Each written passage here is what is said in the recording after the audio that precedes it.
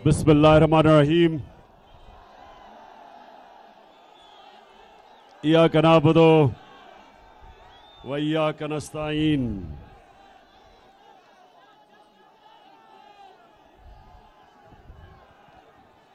महमूद खान, वजीर आला पख्तूनख्वा, मैं सबसे पहले आज आपसे अपील करता हूं कि एक बड़ा स्टेडियम बनाए दीर के लोगों के लिए। मुझे ये दरख्तों पे लोग, छतों पे लोग, सारी जगह लोग जो खड़े हैं, मुझे पता है पहाड़ी इलाका है, पता है पहाड़ी इलाका है, लेकिन कोई ना कोई जगह ढूंढ के पहाड़ी के ऊपर बुलडोजर चला के एक बड़ा सा स्टेडियम बनाएं ताकि नौजवान खेल सके। यहां हमारी पॉलिसी है कि अपने नौजवानों के लिए सारे पाकिस्तान में ग्राउंडें बनाई जाए, खेलों की ग्राउंडें बनाई जाए और कम से कम हर बड़े शहर में 2 या 3 बड़े स्टेडियम बनाए जाएं ताकि हमारी नौजवान आबादी खेल भी सके, क्रिकेटर्स निकल सके, हॉकी प्लेयर निकल सके और तहरीक इंसाफ अपने जलसे भी कर सके। अच्छा जी, दीर के और सारे मुझे नौजवान नजर आ रहे हैं, थोड़े से मेरी तरह के बुजुर्ग भी नजर आ रहे हैं, बच्चे भी नजर आ रहे हैं। मैंने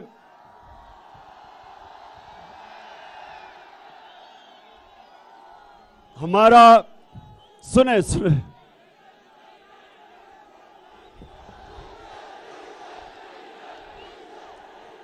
सुने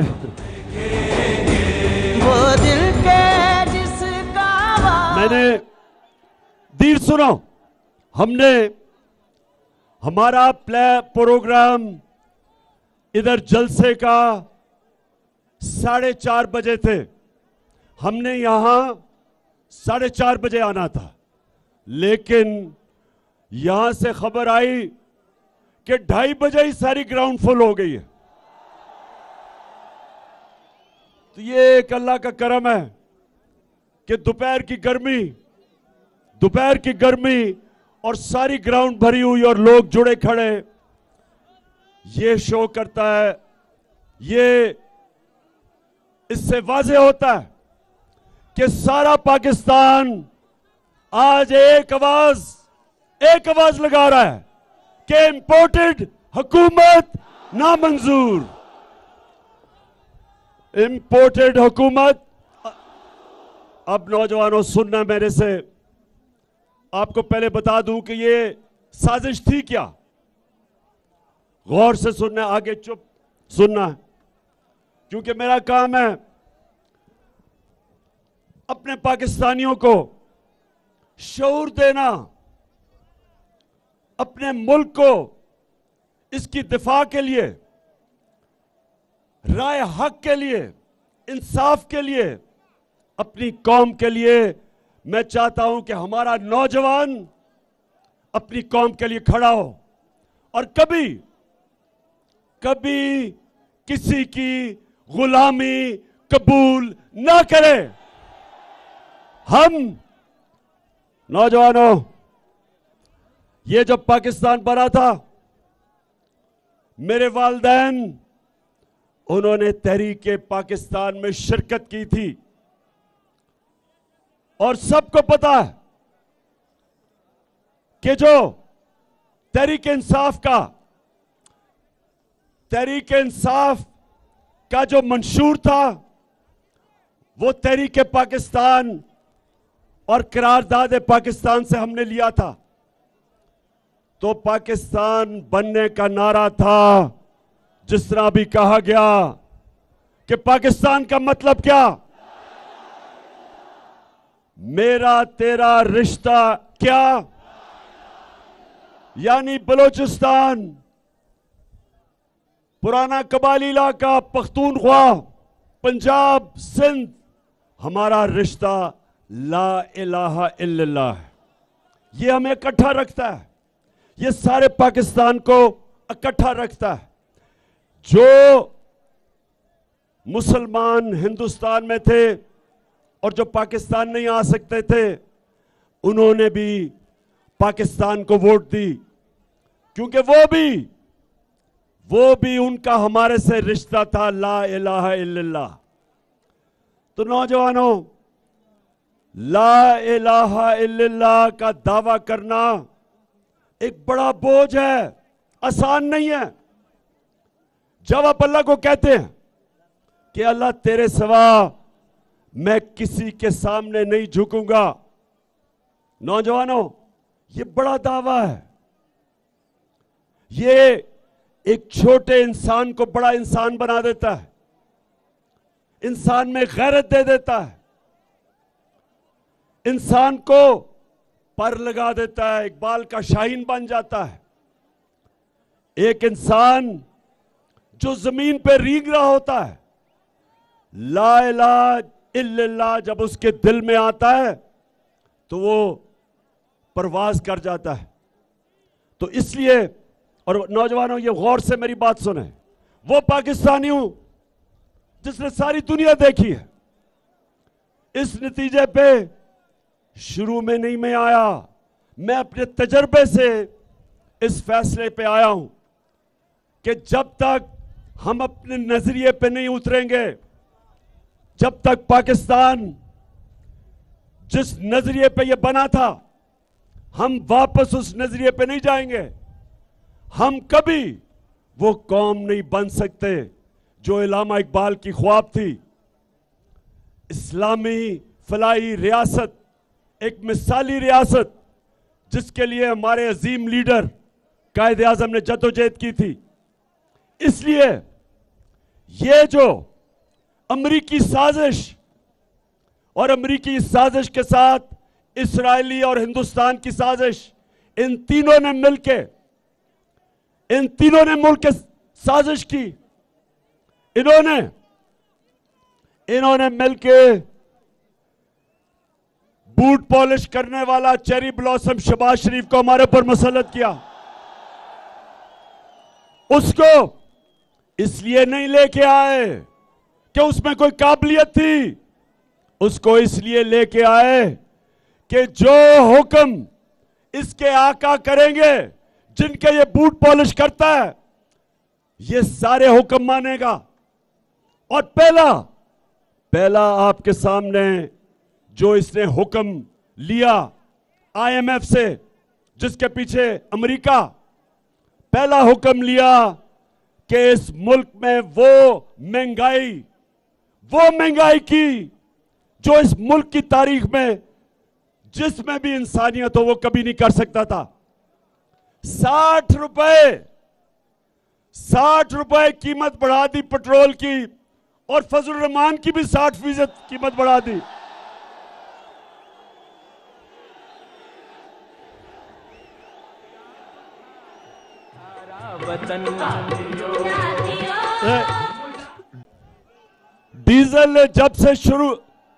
डीजल को जब पता चला कि उसकी कीमत 60 रुपए बढ़ गई, वो उम्रा करने चला गया। उसने कहा पाकिस्तान से भागो। पहले ही डीजल की आवाजें लग रही थी, अब वो पब्लिक में कैसे जाएगा, वो उम्रा करने चला गया। और उम्रा करने भी भेस बदल के गया, क्योंकि मुझे शक है कि वहां भी लोगों ने देख लिया तो वहां भी डीजल की आवाजें लग जाएंगी। हालांकि हम उन मुकद्दस जगहों में ये कहते हैं कि कभी किसी पे आवाज ना लगे, लेकिन सुने, खामोशी सुने जरा। अब हमारी जब हुकूमत थी, हमें भी आईएमएफ ने जोर लगाया कि डीजल और पेट्रोल बढ़ा दो, बिजली बढ़ा दो, हमारे ऊपर भी प्रेशर था। लेकिन इमरान खान का जीना मरना पाकिस्तान में है, और उसके दिल में ला इलाहा इल्लल्लाह है। वो किसी के सामने नहीं झुकता, किसी से। किसी से खौफजदा नहीं। जो मैं चाहता हूं नौजवानों, मैं चाहता हूं आप सब ये हो, कभी कभी आपने किसी के सामने नहीं झुकना, क्योंकि ये शिर्क है। ला इलाहा इल्लल्लाह आपको गैरत देता है। और जब आईएमएफ ने हमारे ऊपर प्रेशर डाला तो हमें कहा कि 10 रुपए पेट्रोल की और फजल रहमान की कीमत बढ़ा दो, तो हमने 10 रुपए पेट्रोल और फजल रहमान की कीमत कम कर दी और बिजली की कीमत 4 रुपए यूनिट कम की। हमने क्यों की? क्योंकि हमें पता था कि आलमी महंगाई है, आलमी महंगाई है, सारी दुनिया में महंगाई आई हुई है, तो हम अपने लोगों को इस महंगाई से बचाएं। हमने और जगह से पैसे खींचे, हमने कोशिश की कि और जगह से अपना पेट काट के कम से कम हम अपने लोगों के ऊपर डीजल और पेट्रोल का इसलिए बोझ ना डालें, क्योंकि जब डीजल, पेट्रोल और बिजली जब ये महंगे होते हैं तो सारी चीजें महंगी हो जाती हैं, घरों में मुश्किल पड़ जाती है। तनख्वाहदार तबके का महीने का खर्चा वो निकाल नहीं सकता अपनी तनख्वाहों से, गरीब गरीब हो जाता है। जो रिक्शा चलाता है, जो मजदूरी करता है, जब वो तंदूर पे जाता है तो गैस से रोटी नान बनता है, तो वो सारी चीजें महंगी हो जाती है। आपकी ट्रांसपोर्ट महंगी हो जाती है, स्कूल की फीस महंगी हो जाती है। इसलिए हमने रोका हुआ था अपने लोगों को बचाने के लिए, और हम कोशिश कर रहे थे कि अपने मुल्क की दौलत में इजाफा करें। हम कोशिश कर रहे थे कि अपने मुल्क की दौलत में इजाफा और मुल्क की आमदनी में इजाफा हो, ताकि हम कहीं और से पैसे जमा करके लोगों का बोझ कम करें। हमने अपने दौर में, दीर के लोगों ये सुन लो, पाकिस्तान की तारीख में सबसे ज्यादा पैसा इकट्ठा किया, सबसे ज्यादा टैक्स इकट्ठा किया। वो टैक्स की वजह से हमने कोशिश की कि उसमें से टैक्स जाए आपके ऊपर, पेट्रोल और डीजल की कीमत कम रहे आपको बचाने के लिए। तो आमदनी उठाई, पाकिस्तान में 6% हमारी आमदनी में इजाफा हुआ। अपनी ये जरा सुने, हमारे दौर में हम जब आए थे 1680 औसत आमदनी थी। हमारे 3.5 साल के बाद 26,000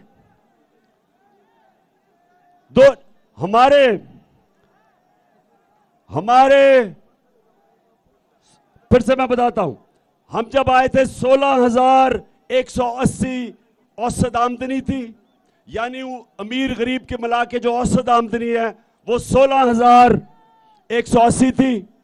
हमारे 3.5 साल के बाद 26,300 औसत आमदनी हुई, 62% ऊपर गई,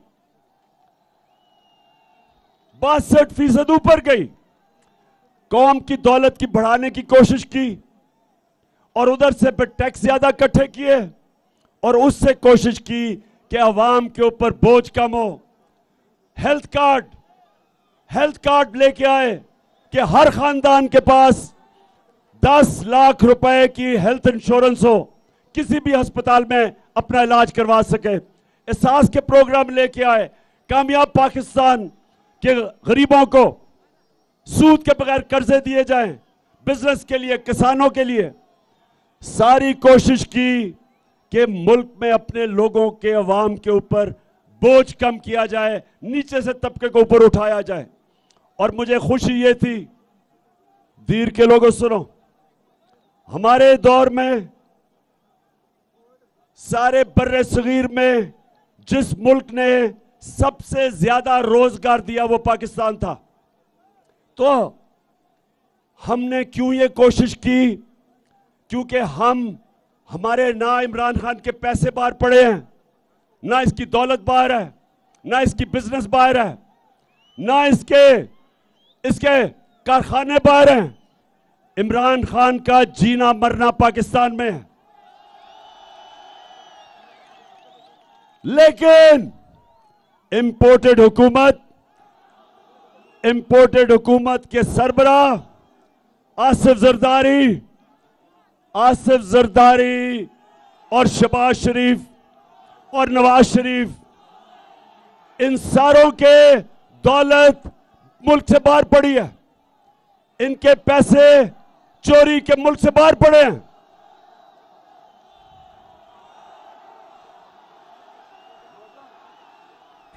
जो लोहे का है हम देखेंगे, लाजिम है कि हम भी देखेंगे। सो आज रात को एक और तोहफा दिया इस इंपोर्टेड हुकूमत ने। पहले पेट्रोल और डीजल 60 रुपए लीटर बढ़ा दिया। अब रात के अंधेरे में 45% गैस की कीमत बढ़ा दी। 45% गैस की कीमत बढ़ा दी।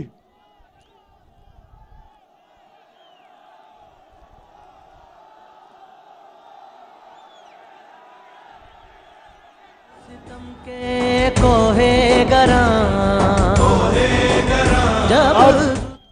अब दीर के लोगों, जरा आराम से और सामने खड़े हो मेरी बात सुनना, शोर नहीं करना। क्योंकि मैंने नौजवानों को जब मौका पता नहीं अगला आपके सामने कब आता है बात करने का, मैं चाहता हूं कि आप आज समझ जाएं कि पाकिस्तान से क्या साजिश हुई है। एक गवर्नमेंट जो अच्छी भली चल रही थी, जो हर तरह रिकॉर्ड एक्सपोर्ट, आमदनी ऊपर तब जाती है जब आपकी एक्सपोर्ट्स बढ़ती हैं। रिकॉर्ड एक्सपोर्ट्स थी हमारी। मई के महीने में, पिछले महीने जब से इंपोर्टेड आई है, 10% हमारी एक्सपोर्ट्स नीचे गई हैं। हमारा टैक्स कलेक्शन रिकॉर्ड, हमारी 5 फसलों में 2 साल रिकॉर्ड हमारी फसलें बढ़ी, प्रोडक्शन हुई। हमारी आईटी जो टेक्नोलॉजी जो हमारा मुस्तकबिल है, उसमें हमने 75% इंक्रीज की, वो बढ़ी। तो मैं अब आपके सामने पूछता हूं कि ये गवर्नमेंट गिराई क्यों? जब ये नून लीग और पीपल्स पार्टी की गवर्नमेंट्स गिरती थी, करप्शन पे गिरती थी, करप्शन पे निकाली जाती थी। ये गवर्नमेंट को इन्होंने कहा कि हमने महंगाई के ऊपर गिराई है। ये बिलावल भुट्टो मार्च, उसने कोई मार्च की इस्लामाबाद, महंगाई मार्च, तो वो महंगाई और ये 30 दिन में जो महंगाई हुई है, जो हमारे 3.5 साल में सारी कौम के सामने है, ये महंगाई की वजह से गवर्नमेंट नहीं गिराई गई। ये गवर्नमेंट साजिश के तहत गिराई गई ताकि ये अमेरिका के पुतलों को ऊपर बैठाया जाए। जो हिंदुस्तान से शरीफ खानदान के ताल्लुकात हैं, ये उनके लोग यहां लाए जाएं, जो कि इस्राइल में पहली दफा पाकिस्तान के लोग भेजे हैं, जिसमें एक सरकारी इदारे में काम करता है वो भी गया है। ये सारी कोशिश ये है कि जो एजेंडा हिंदुस्तान, इस्राइल और अमेरिका का है, वो पाकिस्तान पे नाफिज किया जाए और पाकिस्तान को एक गुलाम बनाया जाए। इसलिए नौजवानों, मैं आप सबके पास आया हूं। आपने सबने मेरे साथ चलना है। हमने किसी सूरत ये गुलामी तस्लीम नहीं करनी।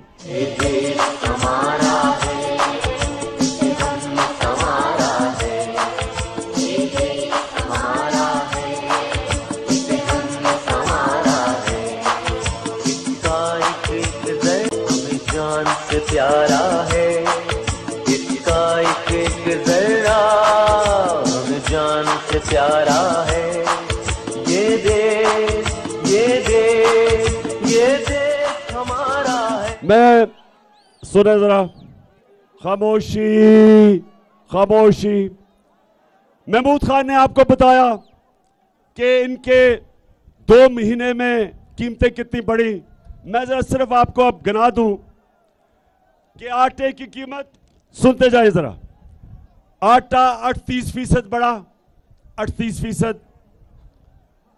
गोश्त, बड़ा गोश्त 20% बढ़ा। चावल 41% बढ़े। ये सिर्फ 30 दिन में है। चिकन, मुर्गी, जो कि वो हमजा शरीफ की मुर्गी का कारोबार है, वो 62% मुर्गी का कीमत बढ़ी, जिसको हमजा मुर्गी कहते हैं।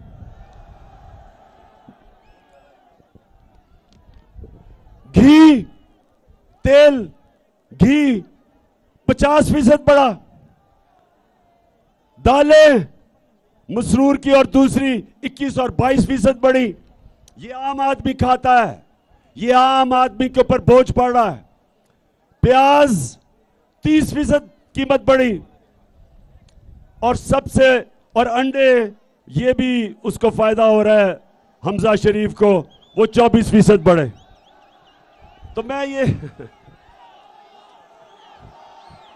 अच्छा सुन, अच्छा अभी शहबाज शरीफ आज आपने सुने तो से सुने,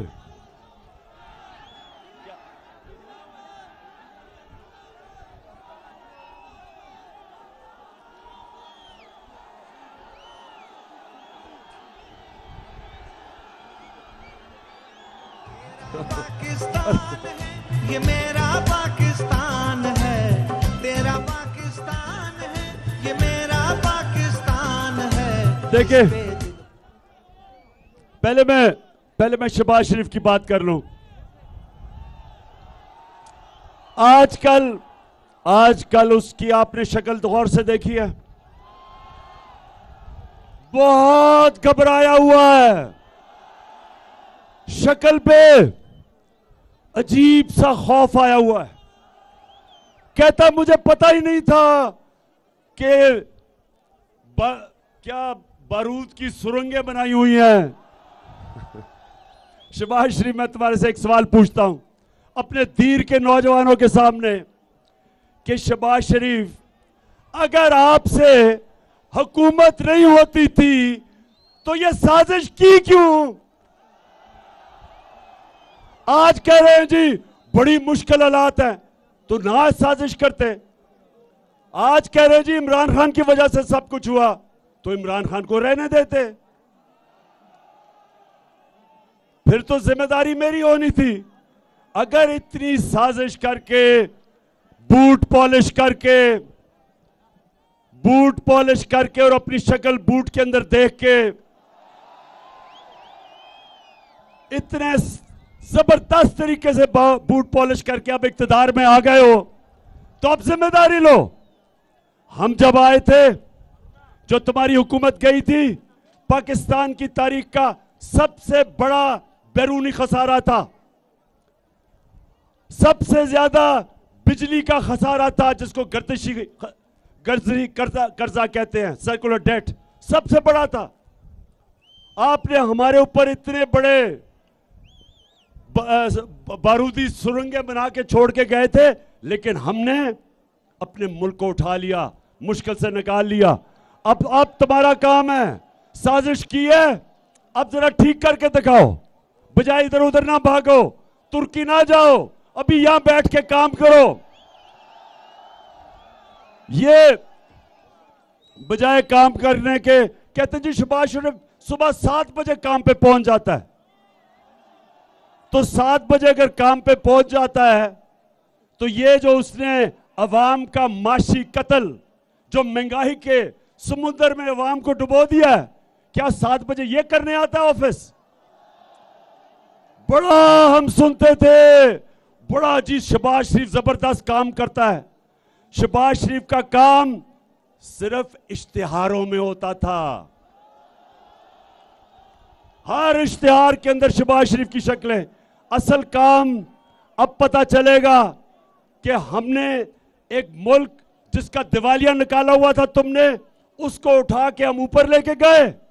जब से तुम आए हो मुल्क तेजी से नीचे जा रहा है।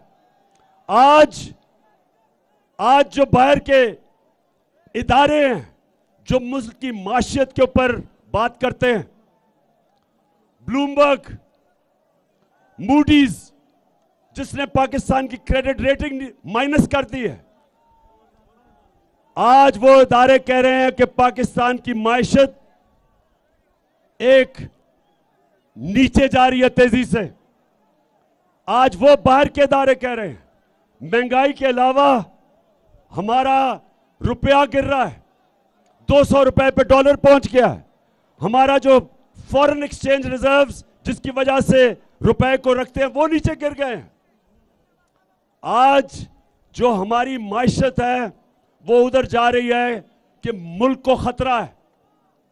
हमने जो नेशनल सिक्योरिटी पॉलिसी बनाई थी पहली दफा पाकिस्तान में, उसने कहा, उसके मुताबिक सारों से जब हमने बात करके बनाई थी तो उस पॉलिसी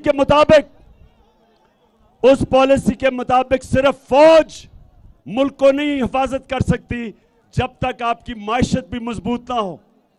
यह नेशनल सिक्योरिटी का इशू है। जिस तरह माशियत कमजोर होगी हमारी सिक्योरिटी कमजोर होगी। जिस तरह सोवियत यूनियन की मिसाल है कि सोवियत यूनियन दुनिया की सबसे ताकतवर अमेरिका के साथ फौज थी, लेकिन जब उसकी माशियत गई तो वो टूट गया। हमारे सामने लेबनान, दुबई की जगह एक वक्त पे सारे दुनिया लेबनान जाती थी, दुबई की जगह। आज वो मुल्क बैंकरप्ट हो गया। 60% आबादी उसकी गुर्बत की लकीर से नीचे चली गई। तो मुल्क, अगर हम आज मेरी तरह के लीडर ना बताएं कि मुल्क किधर जा रहा है, हम अपने मुल्क से ज्यादती करेंगे। ये इस तरह है कि जिस तरह बाप आप अपने बेटे को कहता है कि अगर तुम ये रास्ता इख्तियार करोगे तुम अपनी तबाही का रास्ता ले रहे हो। हमारा भी काम है ये बताना कि जो ये इंपोर्टेड हुकूमत एक साजिश के जरिए इस मुल्क पे मुसल्लत की गई है, ये मुल्क को तबाही की तरफ लेके जा रही है। 2 महीने के अंदर इन्होंने मुल्क की सारी माशियत भी नीचे और अवाम को भी कुचल दिया है। और इसलिए सवाल ये होता है, हम सवाल पूछते हैं अपने न्यूट्रल से कि आपका काम सिर्फ जब आपका काम मुल्क की दफा करना है, और जब पता चला कि ये मरासला आया, अमेरिकनों ने, ये डोनाल्ड लू ने हमारे एम्बेसडर को खत लिखा, और मीटिंग में नहीं, खत नहीं लिखा, मीटिंग में कहा कि इमरान खान को निकालो नहीं तो मुल्क को मुश्किलों का सामना करना पड़ेगा, और अगर तुमने इसको अदम एतमाद में निकाल दिया तो हम तुम्हें माफ कर देंगे। ये जब नेशनल सिक्योरिटी काउंसिल के अंदर रखा गया तो सारी हमारी क्यादत थी वहां, फॉरेन ऑफिस, अस्करी क्यादत, पॉलिटिकल क्यादत, सब बैठे थे। तो जब नेशनल सिक्योरिटी काउंसिल ने यह कह दिया कि मुदाखलत हुई है, बैरूनी मुदाखलत हुई है और अमेरिका की मजम्मत की गई, डिमार्च किया गया, तो फिर क्या हमारी जिनका काम है मुल्क की दिफा करना, क्या उनका काम नहीं था कि इस मुदाखलत के खिलाफ पूरी कोशिश करते, रोकते, बजाय न्यूट्रल रहने के? क्योंकि आज नुकसान तो पाकिस्तान को हो रहा है, आज हमारा मुल्क मुश्किल में है। ये साजिश के तहत जो हुकूमत आई है इसने हमारे मुल्क का मुस्तकबिल अंधेरे में कर दिया, और इसलिए एक ही रास्ता है इससे निकलने का, और वो है साफ और शफाफ इलेक्शन। कोई दूसरा रास्ता नहीं है। दीर, आप तैयार हो? इलेक्शन के लिए तैयार हो?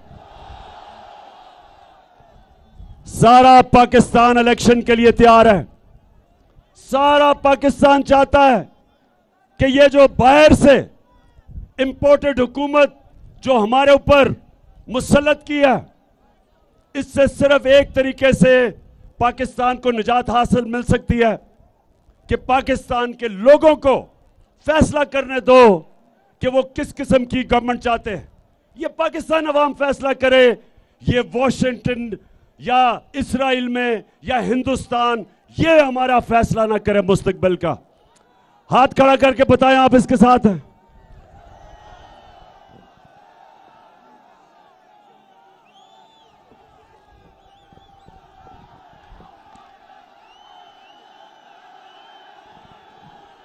माशाल्लाह माशाल्लाह।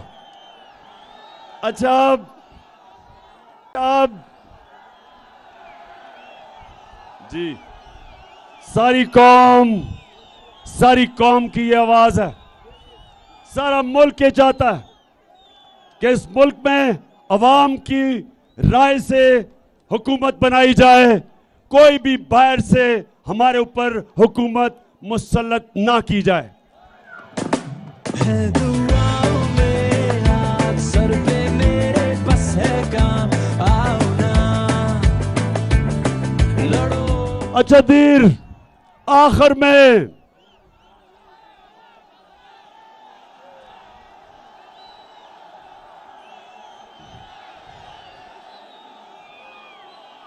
में सुने, मेरी दीर के नौजवानों, मेरी कोशिश है कि मैं अपने नौजवानों की तरबियत भी करता जाऊं। दुनिया की तारीख सुने जरा, दुनिया की तारीख एक चीज बताती है, जो अल्लाह हमें कुरान में कहता है। अल्लाह कहता है मेरी जमीन पे निकल के देखो कितनी कौमें बर्बाद हुई जो मेरे हुक्म पे नहीं चली। अल्लाह का हुक्म है राय हक का, इंसाफ का।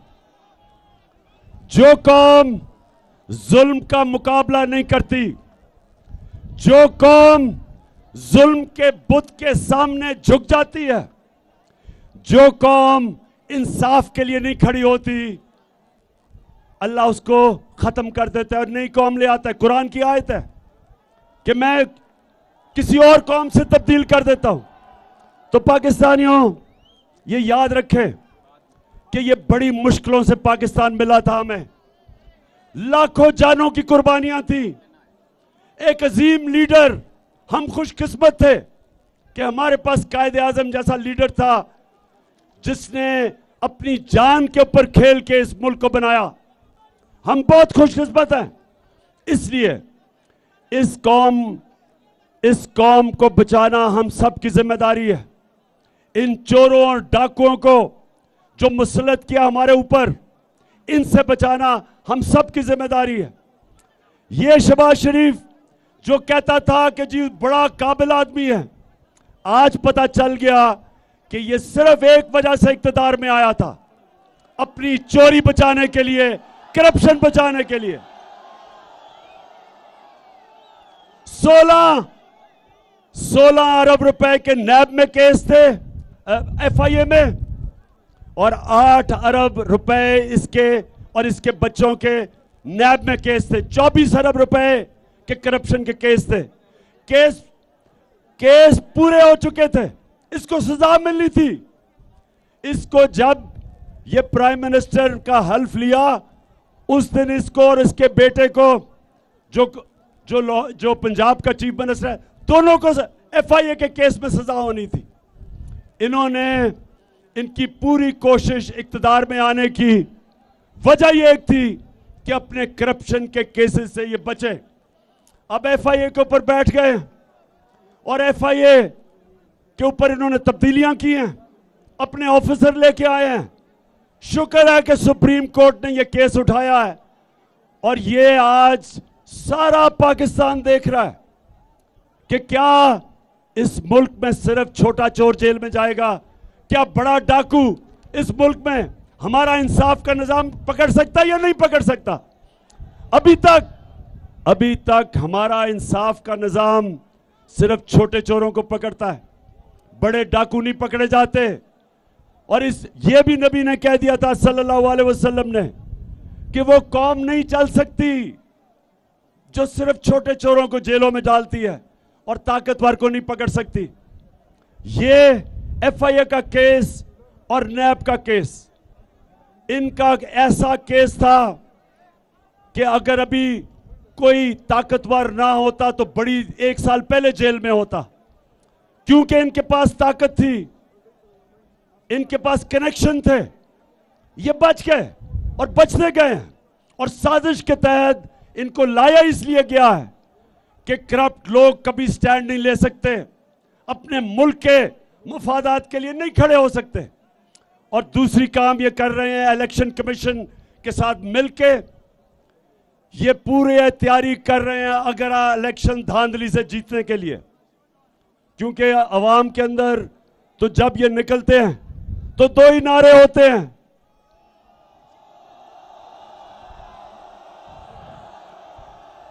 चोर और दूसरा नारा चोर और गद्दार, 2 नारे हैं। तो इसलिए इलेक्शन कमीशन को साथ मिला के ये धांधली की तैयारी कर रहे हैं। और तीसरी चीज, ये पूरा जुल्म, इन्होंने कभी भी, हमने ऐसा जुल्म नहीं देखा जो हमने 25 और 26 की रात के बीच में जो इन्होंने हमारे मुल्क में पुलिस को जिस बेदर्दी से इस्तेमाल किया, वहां औरतें थे, बच्चे थे, जिस तरह टेयर गैसिंग की, लोगों के घरों में रात को पुलिस ने जा के जिस तरह औरतें और बच्चों, जिधर औरतें बच्चे थे उनकी भी फिक्र, चादर और चार दीवारी की, जिस तरह इन्होंने जिस तरह जुल्म किया, सारे पाकिस्तान ने देखा। अब ये कर क्या रहे हैं, पाकिस्तान में दहशत फैला रहे हैं, दहशत फैला के लोगों को डरा रहे हैं, खौफजदा कर रहे हैं कि लोग इनके सामने निकले ना। तो मेरे पाकिस्तानियों, मैं वो हमेशा कल भी बताई, आज भी कहता हूं कि कूफा के लोग जब हजरत इमाम हुसैन निकले तो कूफा के लोगों को पता था कि हजरत इमाम हुसैन राय हक पे हैं, सच्चे आदमी हैं, सबको पता था। लेकिन यजीद से डर के उन्होंने उनकी मदद नहीं की। यजीद के खौफ से, यजीद के जुल्म से डर के उन्होंने हजरत इमाम हुसैन की मदद नहीं की। हमेशा कूफा के लोग पछताए, उसके बाद लोगों को, दुनिया ने उनको बुरा भला कहा, उन्होंने अपने आप को बुरा भला कहा कि हमने क्यों नहीं हजरत इमाम हुसैन की मदद की। हर दौर में दीर के लोगों, हर दौर में यजीद होते हैं, ये हैं इस दौर के यजीद। और आपको सबको मैं आज कह रहा हूं कि सारी कौम ने अगर अब हक और सच के साथ ना निकले और इन यजीदों से डर के, इनकी दहशत से डर के, खौफ के बुत के सामने झुक गए, तो तारीख हमें माफ नहीं करेगी, जिस तरह तारीख ने कूफा के लोगों को कभी माफ नहीं किया। आपके आने वाले नस्लें आपको माफ नहीं करेंगी। मैं अपने सारे पाकिस्तान को कह रहा हूं कि ये वक्त है इनके सामने खड़ा होने का, इन डाकुओं के, चोरों के और अमरीकियों के नौकरों के, इनके खिलाफ खड़ा होने का ये वक्त है। और इंशाअल्लाह मैंने ये फैसला किया है कि ये मेरे मुल्क के लिए जहाद है, हर आखिर तक जाऊंगा इनका मुकाबला करने के लिए।